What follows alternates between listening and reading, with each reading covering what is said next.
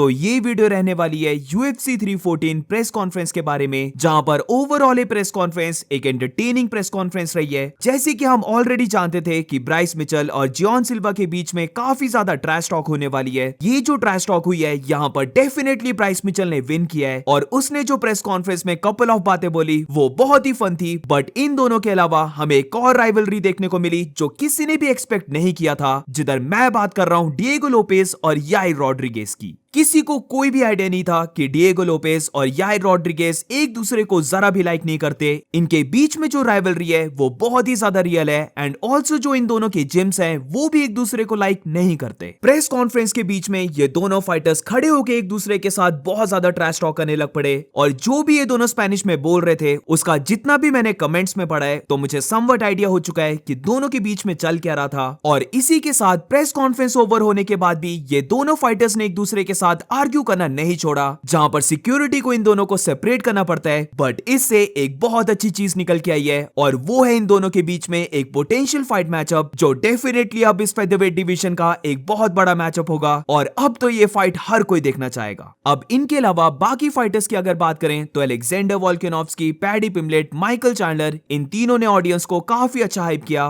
वेरेस निकिता क्राइलोव और Dominic race की बात करें तो इन दोनों से बस एक ही क्वेश्चन पूछा गया, तो यहां पर कुछ ज्यादा बात करने को है नहीं। अब ऑडियंस किन्हें चीयर कर रही थी ये भी अगर बात कर लें तो Alexander Volkanovski, Diego Lopez, Michael Chandler और पैडी पिम्बलेट ये चार ऐसे फाइटर्स थे जिन्हें ऑडियंस ने सबसे ज्यादा चीयर किया है। वेरेस ब्राइस मिचेल और जियोन सिल्वा इन दोनों को मिक्स्ड रिएक्शन मिले। बट इसी के साथ सबसे ज्यादा क्रिंज मुझे ये लगा कि जब पेट्रिशियो पिटबुल की बात आ रही थी तो उसे कोई रिएक्शन मिला ही नहीं है। आई मीन 2-3 बार जितनी भी उसकी बारी आई है उसने हमेशा अपनी कॉन्वर्सेशन को स्ट्रॉन्ग पॉइंट सेंड करने की ट्राई की। बट अगर हम यहां पर ऑडियंस के रिएक्शन को देखें तो उनकी तरफ से पिन ड्रॉप साइलेंस थी और ये चीज मुझे बहुत ज्यादा वियर्ड लगी। तो ये वीडियो इसी प्रेस कॉन्फ्रेंस के ऊपर रहने वाली है, जहां पर पूरी प्रेस कॉन्फ्रेंस में जो भी मेन चीजें हुई हैं उनको अगर हम ऑर्डर वाइज देखें तो सबसे पहले ये प्रेस कॉन्फ्रेंस अलेक्जेंडर से स्टार्ट होती है, जहां पर ऑब्वियसली उसे हर कोई चेयर कर रहा था और यहां पर अलेक्जेंडर का कहना था कि ये फाइट उसके लाइफ की सबसे इंपॉर्टेंट फाइट है, गिवन दैट उसके करियर की टाइमिंग, ये फाइट की टाइमिंग ये बहुत ही ज्यादा इंपॉर्टेंट है और वो गारंटी देता है कि वो फेदरवेट बेल्ट को वापस लेने वाला है। डिएगो लोपेज की बात करें तो उसे यही पूछा जाता है कि अलेक्जेंडर एक गोट है तो वो इस फाइट मैचअप को कैसे देखता है, तो यहां पर लोपेज का कहना था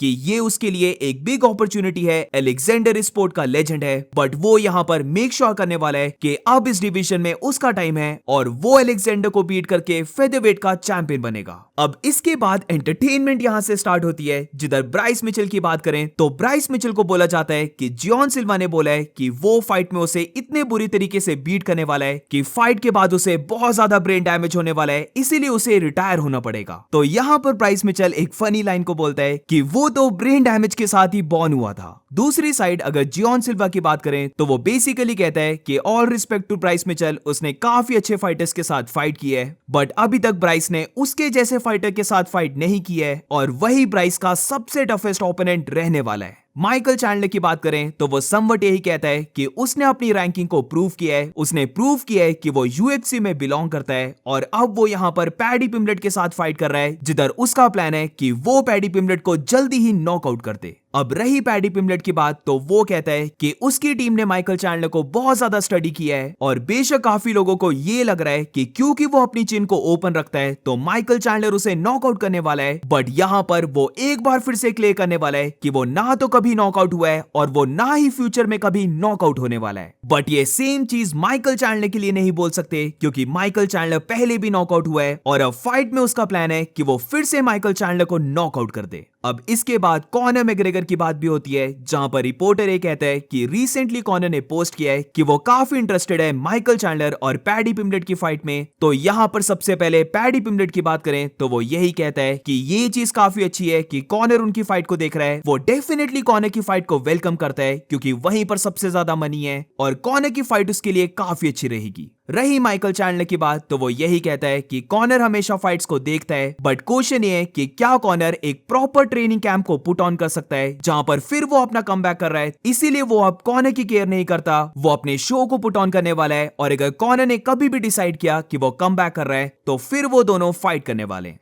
अब इसके बाद फिर से जियोन सिल्वा और ब्राइस मिचेल के ऊपर आते हैं, जहां पर जियोन सिल्वा ने ट्राई की थी कि वो 3-2-1 काउंट करेगा और फिर ऑडियंस में बैठे सारे लोग बात करने लग पड़ेंगे, बट ये एक्चुअली में थोड़ा सा बॉच हो गया, जहां पर जो ट्रांसलेटर था उसने अच्छे से ट्रांसलेट नहीं किया, उसका जो टाइम था डिलीवर करने का वो थोड़ा सा फक्ड अप हो गया और इसीलिए हम देखते हैं कि जियोन सिल्वा भी काउंट ही करने लगा था और ऑडियंस पहले ही बात करने लग पड़ती है। पर इसी बात के बीच में जो ब्राइस मिचेल ने रिप्लाई दिया है वो पूरी प्रेस कॉन्फ्रेंस की सबसे बड़ी हाईलाइट थी, जहां पर वो इनडायरेक्टली कहता है कि उसने अपनी लाइफ में बहुत ज्यादा डॉग्स को पुट डाउन किया है। डॉग्स उसके एरिया में आके उसके फार्म को इन्वेड करते हैं, उसके एनिमल्स को किल करते हैं, बट यू नो व्हाट, जब वो उन्हें मारता है तो वो सारे मरने से पहले रोते हैं। बेसिकली यहां पर ब्राइस मिचेल यही इंप्लाई कर रहा था कि वो जियोन सिल्वा को बीट करने वाला है। और अब इस प्रेस कॉन्फ्रेंस की मेन हाईलाइट आती है जो किसी ने भी आते हुए नहीं देखी थी, यानी कि याइर रॉड्रिगेज और डिएगो लोपेस के बीच में एक ह्यूज राइवलरी। अब होता ये कि डिएगो लोपेस से पूछा जाता है कि क्योंकि वो Brazil as well as Mexico इन दोनों कंट्रीज को रिप्रेजेंट करता है, तो कुछ Mexican fighters like Yair Rodriguez इस चीज को जरा भी लाइक नहीं करते और उन्होंने इस चीज को पब्लिकली बोला है। तो इसके ऊपर डिएगो लोपेस के क्या थॉट्स हैं? तो यहाँ पर लोपेस कहता है कि वो इस चीज की केयर नहीं करता, याइर रॉड्रिगेज की ओपिनियन जो भी है उसके बारे में वो दे सकता है अपनी ओपिनियन, बट वो खुद जानता है कि मेक्सिको ने उसे बहुत ज्यादा दिया है, तो इसीलिए वो दोनों कंट्रीज को रिप्रेजेंट करने में जरा भी शाय अराउंड नहीं करता।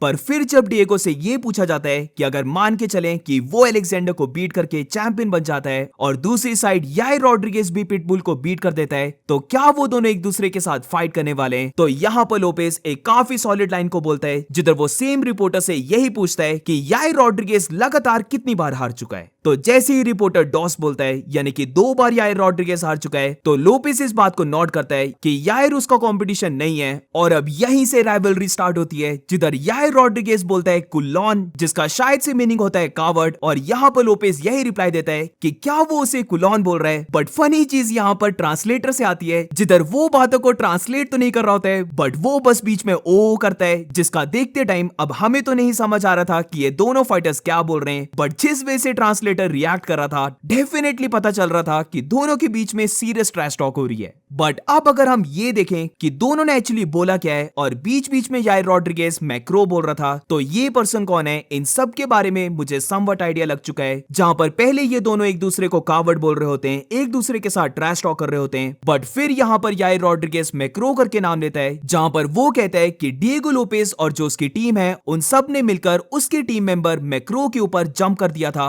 और इसीलिए वो बंच ऑफ कावर्ड्स हैं। अब पूरा नाम इस फाइटर का मैक्रो बेल्ट्रन है, जहां पर डिएगो लोपेस की फाइट ऑलरेडी मैक्रो के साथ हो चुकी है और यहां पर लोपेस एक फिनिश के साथ विन करके किसी डिफरेंट ऑर्गेनाइजेशन का चैंपियन बना था। तो क्योंकि यहां पर रॉड्रिगेज डिएगो लोपेस और उसकी पूरी टीम को कावर्ड बोल रहा था, तो इसीलिए अब डिएगो लोपेस बहुत ज्यादा एंग्री हो जाता है, जहां पर वो कहता है कि याइर को अपने वर्ड से बहुत केयरफुल होना होगा, वो उसके टीम को लेकर कुछ भी ना बोले। और रही मैक्रो की बात, तो वो पकड़ा गया था उनकी टीम मेंबर से एक फीमेल फाइटर को हैरेस करता हुआ और यही रीजन था जिसकी वजह से उन सब ने मैक्रो के ऊपर जंप किया था। तो ये समवट पूरी बात थी जिसकी वजह से इन दोनों फाइटर्स की राइवलरी बहुत ज्यादा इंटेंस बन गई थी। ये दोनों ही काफी एंग्री हो गए थे और यहाँ पर एक और फनी चीज नोटिस करने वाली थी और वो था अलेक्जेंडर और माइकल चैंडलर के फेस को देखना। ये दोनों फाइटर्स बिल्कुल ही कंफ्यूज थे कि चल क्या रहा है, ये दोनों फाइटर्स एक दूसरे के साथ क्यों ट्रैश टॉक कर रहे हैं। तो इन दोनों के एक्सप्रेशंस देखना काफी फनी था। अब इनके अलावा कुछ ज्यादा होता नहीं है। पैडी पिम्बलेट बोलता है कि वो एक स्काउसर है तो वो नॉकआउट नहीं होगा, वेयरएज माइकल चैंडलर बोलता है कि यस अभी तक तो पैडी पिम्बलेट नॉकआउट नहीं हुआ,